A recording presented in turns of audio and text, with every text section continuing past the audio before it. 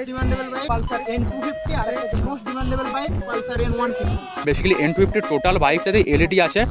ব্রেকটা হচ্ছে গ্রিমেকা কোম্পানির। N160 মিটারটা হচ্ছে fully TFT display, fully digital তো বটে। N150 হচ্ছে এটা এয়ার কুলিং ইঞ্জিন।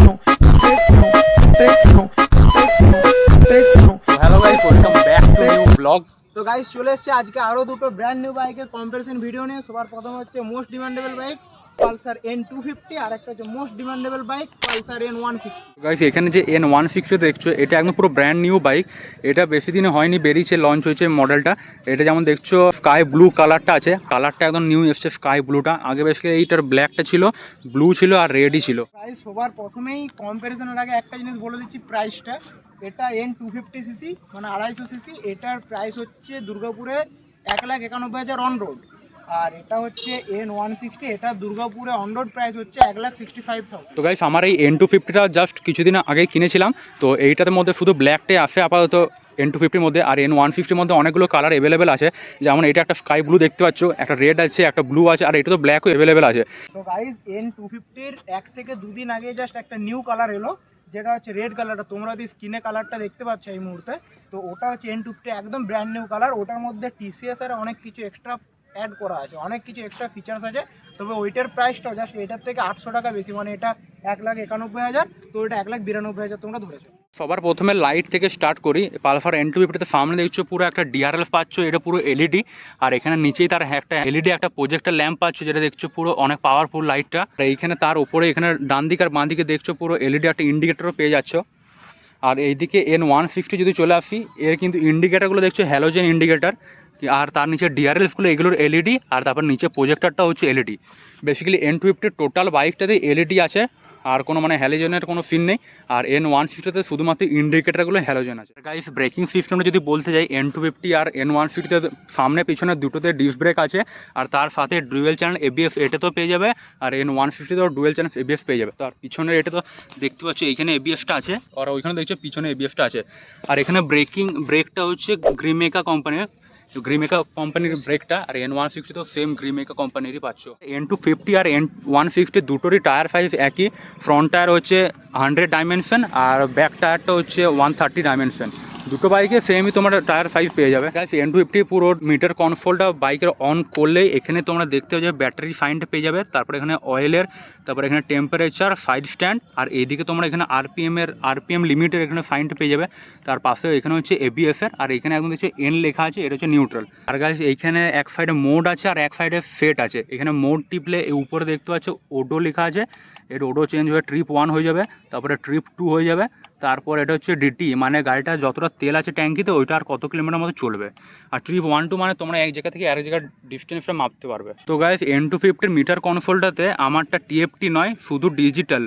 বিকজ আমার এই সাইডে স্পিডোমিটার আর কিলোমিটারের টোটালটা দেখছো এটা হচ্ছে ডিজিটাল, আর আরপিএম এর মিটারটা হচ্ছে অ্যানালগ। এইদিকে যে N160টা আছে, এটার মিটারটা জ্বালালেই এখানে তোমরা গিয়ারটা দেখতে যাবে, এটা হচ্ছে স্পিডটা, তারপরে এখানে ওডোমিটারের ফাইন পেয়ে যাবে, তারপরে নিচে এখানে ট্রিপ 1 ট্রিপ 2 এর ফাইন পেয়ে যাবে। আর গাইস এই বাইকটিতে ট্রিপটা বেসিক্যালি এখানে বাঁ দিকের সুইচ আছে, এখানে টিপে ব্যবহার করতে হয়। এটা একবার টিপলে এখানে যাবে ট্রিপ এ আছে, আবার টিপলাম ট্রিপ বি হয়ে গেল। আর গাইস এর N160টা হচ্ছে ফুল টিএফটি ডিজিটাল মিটার, ওইটা যেমন দেখলাম হাফ ডিজিটাল হাফ অ্যানালগ, তো এটা তার মানে ফুল ডিজিটাল ফুল টিএফটি। আর গাইস এবার N250 ইঞ্জিনের ব্যাপারে বলে দিই। এটার ইঞ্জিনটা দেখছো DTS1 এর ইঞ্জিন, ওইটা বেসিক্যালি ছিল E20।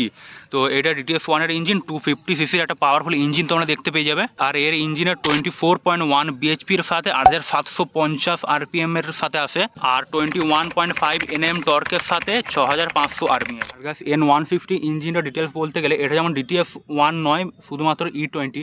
আর গাইস এটা ট্যাঙ্কের উপরে এখানে E20 সাইনটা তোমরা দেখতে পেয়ে যাবে। আর গাইস N150 ইঞ্জিনে 15.68 বিএইচপির সাথে 8750 আরপিএম এর পাওয়ার তোমরা পেয়ে যাবে। আর গাইস এইখানে N250তে এটা হচ্ছে অয়েল কুলিং ইঞ্জিন, নিচে দেখতে পাচ্ছ অনেক বড় একটা নেটের মতো আছে পুরো ফিল্টারটা। আর এদিকে N150 রয়েছে এটা এয়ার কুলিং ইঞ্জিন, এটা দেখছো পুরো ফিল্টারটা নেই আপাতত। এই N250 আর N150 মধ্যে সব থেকে বেশি ডিফারেন্স একটা জিনিস যেটা দেখে বোঝা যায়, সেটা হচ্ছে এখানে এক্সস্টটা। N250 এখানে ডুয়েল ব্যারেলের তোমরা একটা এক্সস্ট দেখতে পেয়ে যাবে। আর এদিকে তোমরা N160-তে কোনো মানে বাইরে এক্সস্ট নেই, এটা হচ্ছে আন্ডারবেলি এক্সস্টের নিচে দেখতেই পাচ্ছ, পুরো ইঞ্জিনের নিচে আছে এক্সস্টটা। ঠিক আছে, এখানে বাইকের যে ড্যাশবোর্ডে যদি বলতে চাই, এখানে দেখছো এখানে ইঞ্জিন কিল সুইচ যেটা আছে এখানে অন অফের আছে, আর এখানে হচ্ছে বাইক স্টার্টের সুইচটা এখানে, তারপরে এখানে হচ্ছে হেডলাইট অন অফের, তারপর আর এইদিকে বাঁ সাইডে এখানে হচ্ছে হর্ন, এইদিকে ডান দিকে বাঁ দিকে হচ্ছে এটা ইন্ডিকেটার, এটা হচ্ছে আপার ডিপার, এটা হচ্ছে হেডলাইটটা আপার ডিপারের জন্য, আর এইখানটা হচ্ছে পাসিং লাইটটা এখানে দেখতে পাচ্ছ সামনে।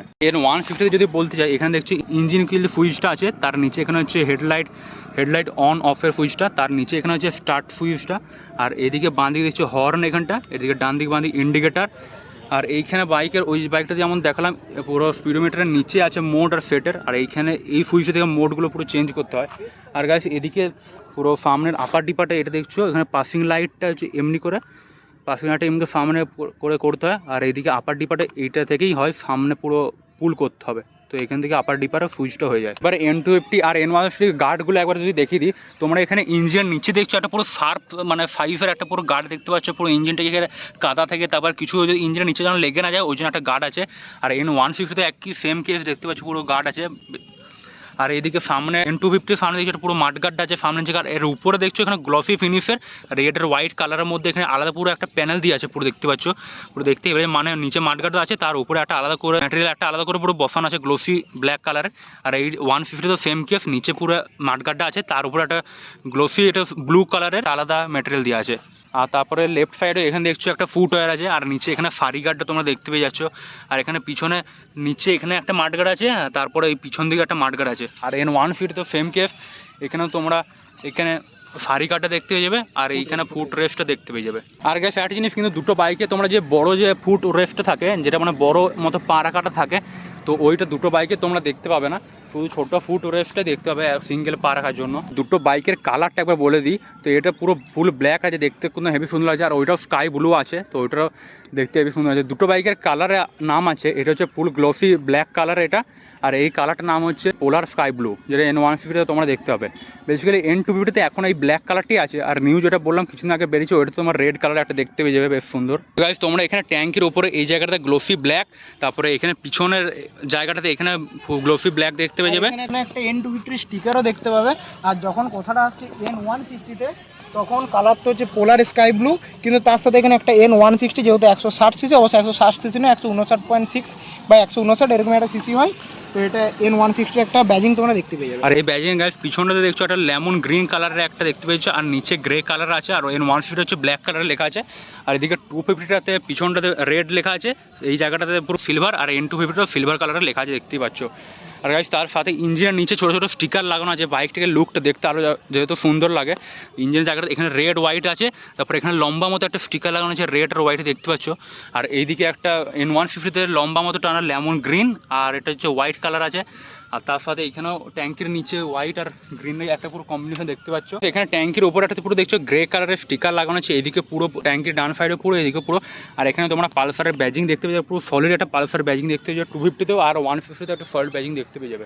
N160 যেহেতু আন্ডারবেলি এক্সস্ট, সেই জন্য বাইকটার লাউডনেস বেশি নেই, বাইকটা বেশ বেশি। তো চলো সবার প্রথমে তোমাদেরকে N160 এবার সাউন্ডটা শোনাই। তো গাইস যেটা বললাম যে এটার বেসটা বেশি, তো চলো র্যাপ করে শোনাচ্ছি, তোমরা বুঝবে।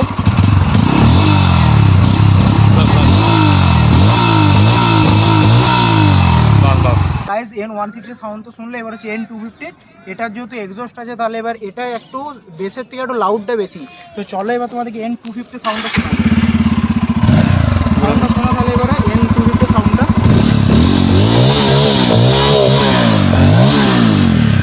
তো গাইস তোমরা শুনলে দুটো বাইকেরই এক্সস্ট নোট, এবার তোমরা কমেন্টে জানাও কোন বাইকের এক্সস্ট নোটটা বেশি পছন্দ হলো, তোমরা ওটা কমেন্টে বলো। তোমরা দেখলে দুটো বাইকের কম্প্যারিজন, এবার তোমরা কমেন্টে বলো কোন বাইকটা বেশি পছন্দ তোমাদের এবং কোনটা প্রেফার করবে কেনার জন্য।